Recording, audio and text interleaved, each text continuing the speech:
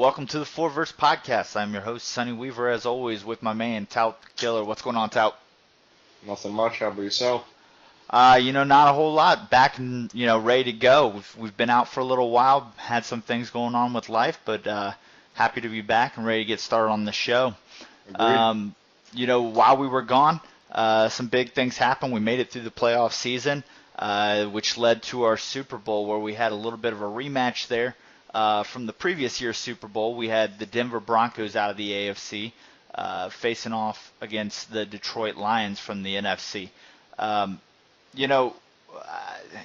into the playoffs, I don't know if anybody really expected Backley to be much of a threat there with the Denver Broncos coming in at 9-7. He obviously had been to the Super Bowl the year before, but this didn't seem like the same team. So he's kind of a little bit of an unlikely Super Bowl participant. But then if you look over to the NFC side, some of our listeners may remember that Sonny Weaver, myself, called the Detroit Lions would be the representative of the NFC. I believe that was about week 8 or 9 of this season. It was before that, dude. I hate to toot my own horn, but toot. So, anyways, we get to the Super Bowl, and, it was probably not what most people were expecting. Final score was 13-0. A Detroit Lions offense that was probably the most efficient offense in the league. I believe Stafford, the MVP of the league, had a completion percentage up well over 70%.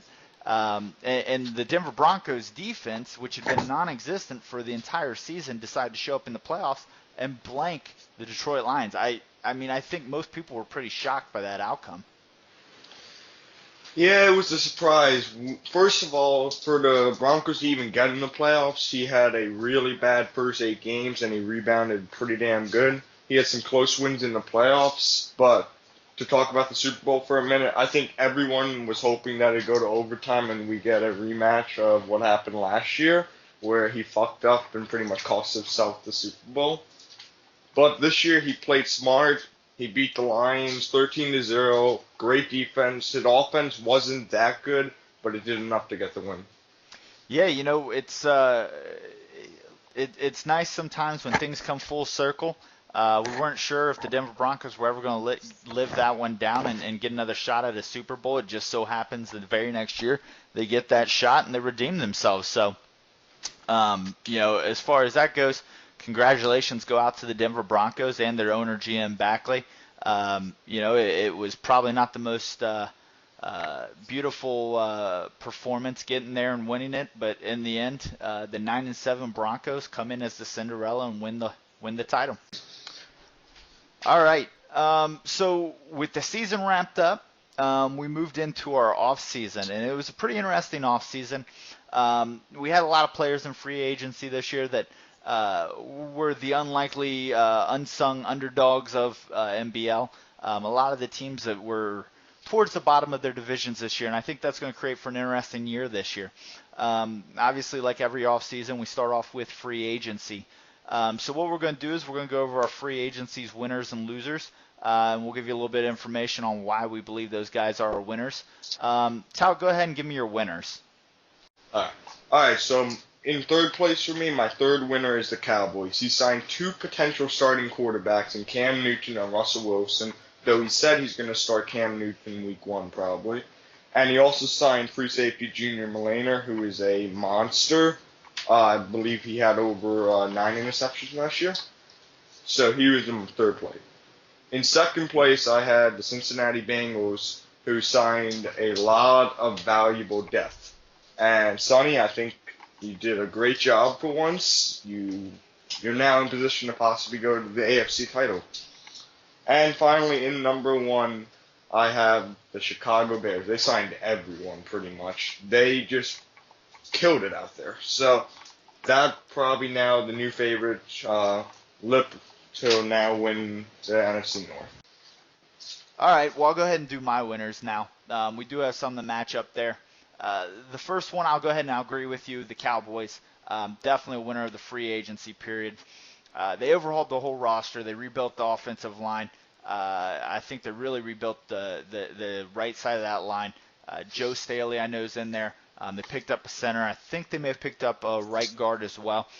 So Amos Riles, along with Niall Davis, and I think they may have even picked up another running back, are going to be behind a much better line this year. Got a couple weapons on the outside. The back seven, they totally invested in that. Got two really good outside linebackers, 3 or 4 cornerbacks that I think are really going to help. So I expect big things from that Dallas defense this year. Obviously, the biggest news in Dallas is the signing of the 2 quarterbacks, Russell Wilson, Cam Newton. Gotta agree with you. That's a big move there for the Cowboys. So I think the Cowboys have put themselves in a good position roster-wise to have a pretty good year. Another one I'm going to go ahead and agree with you on is the Chicago Bears. One thing I'll disagree with you with is you said they signed everybody. The reality is they didn't sign very much at all. But the guys they signed, big deal. Their class was literally 3 to 5 guys. And so that short and sweet approach I think is going to pay off for them. Nick Fairley gives them a defensive pass rusher from inside. That's something they've definitely lacked in Chicago the last couple seasons. The defense has not generated the sacks they need to get off the field. Fairley should help that. And then coming into the offseason, Alshon Jeffrey was due $37 million this year. That cap number was ridiculous. The Bears parted ways with him. They got him back on a much more team-friendly deal, so he's still going to be a role player in that offense. And the big help they got was the wide receiver Golston out of Green Bay. This guy is a physical freak. He's going to give them another dynamic as far as jump balls and downfield threats go.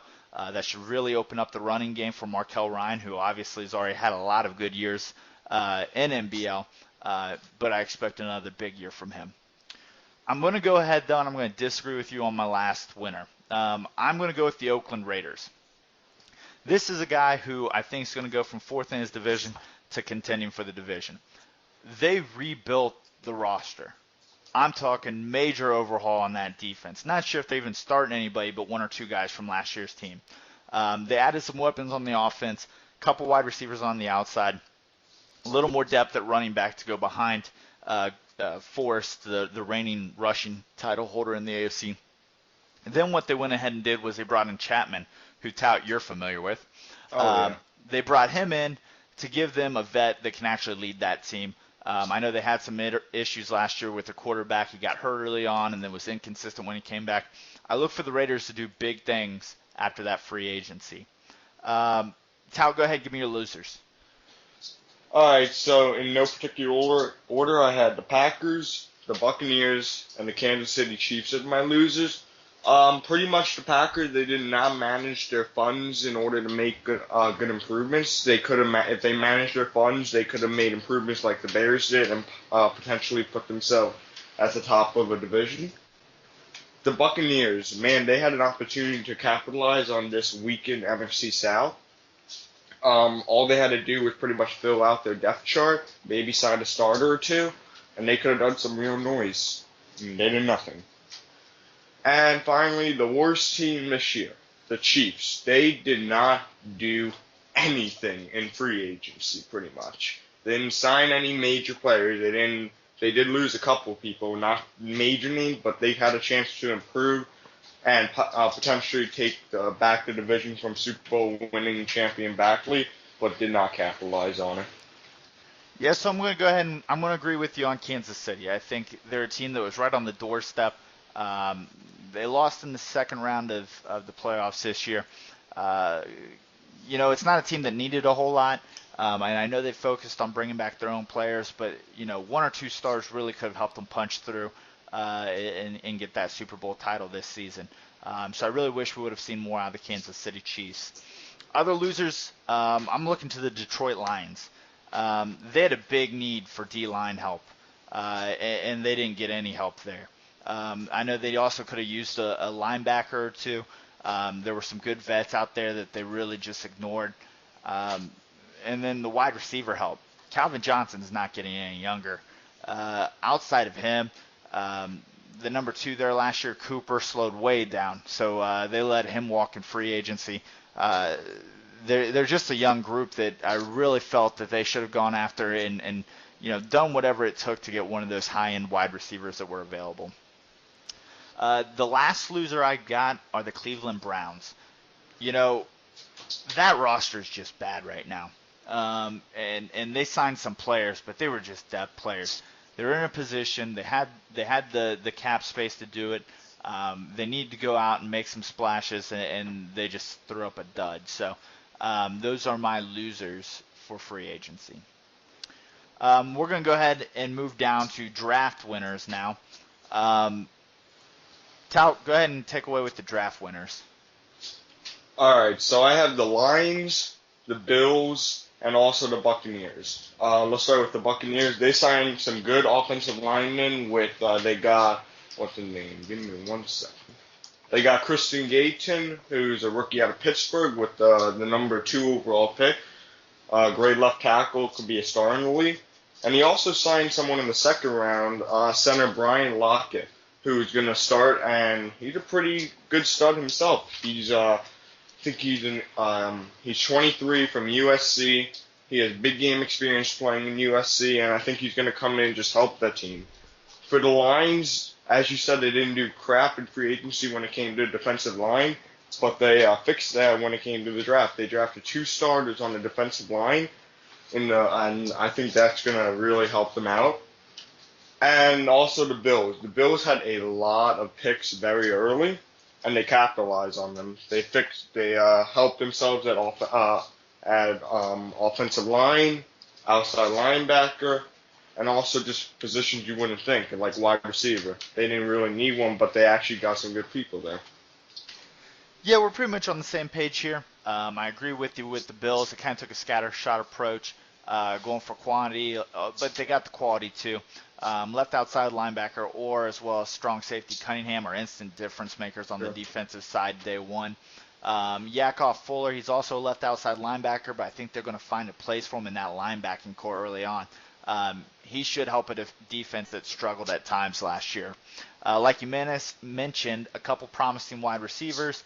I was talking to somebody in the Bills organization yesterday.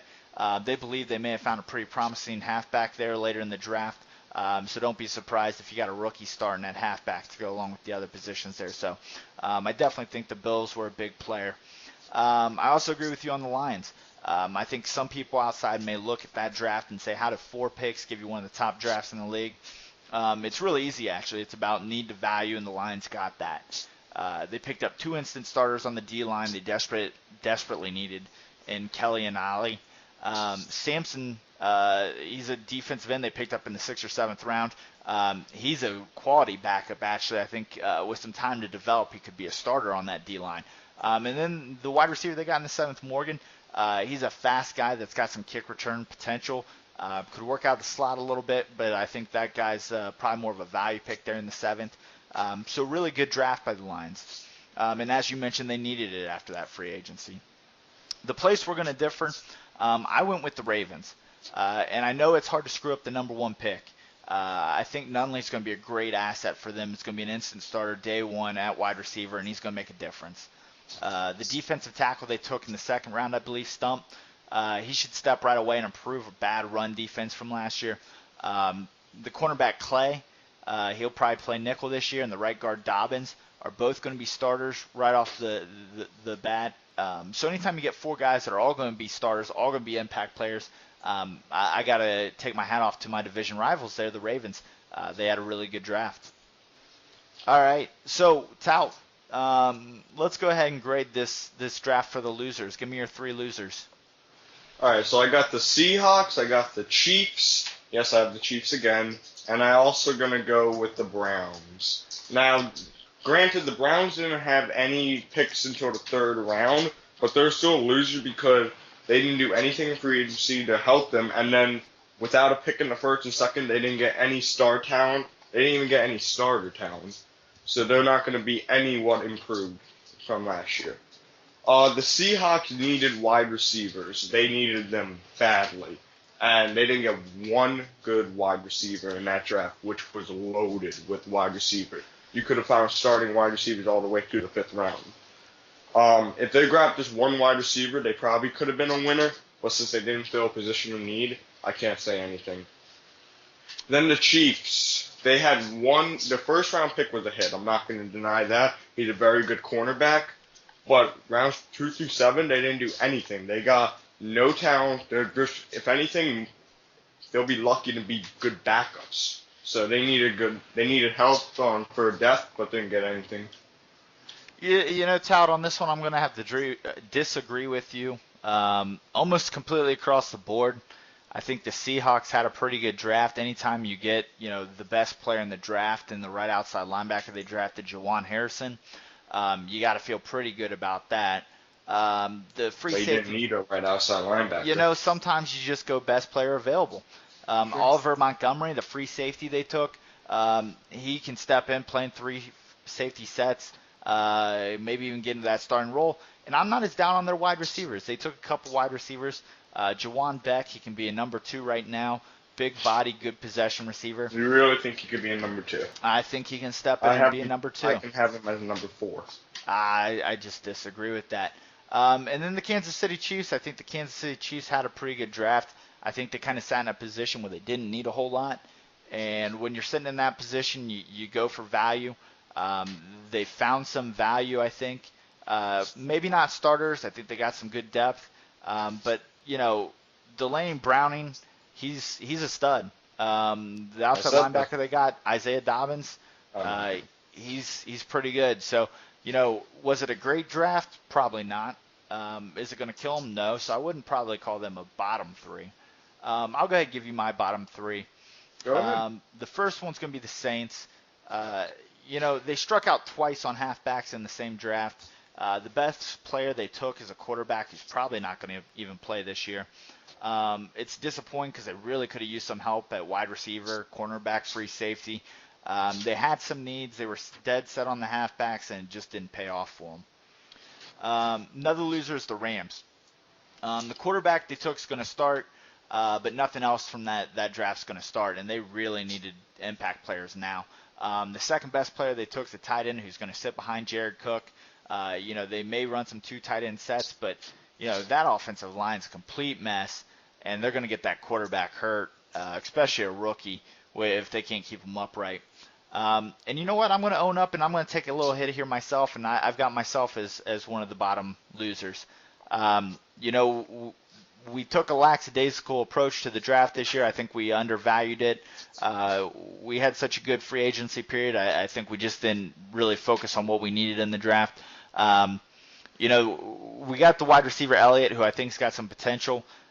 He's probably not going to play this year. In fact, most of the guys we drafted won't see any time this year. We're stacked on veterans. We're ready to make a run, but this draft could come back to bite us down the road because you got to develop talent in this league. And, this was just one of those drafts that we're not real happy about here in Cincinnati. All right, so Tout, off the top of your head, and this is just coming for Tout's opinion. Overall, when you look at everything done in free agency and the draft, what team do you think improved their team the most from the start of the offseason to the end of the offseason? That's a hard one. I'm probably going to go with the Cowboys just because they didn't have anything coming in. They, like you said, got a lot of good cornerbacks. They got Junior Mullane, the safety.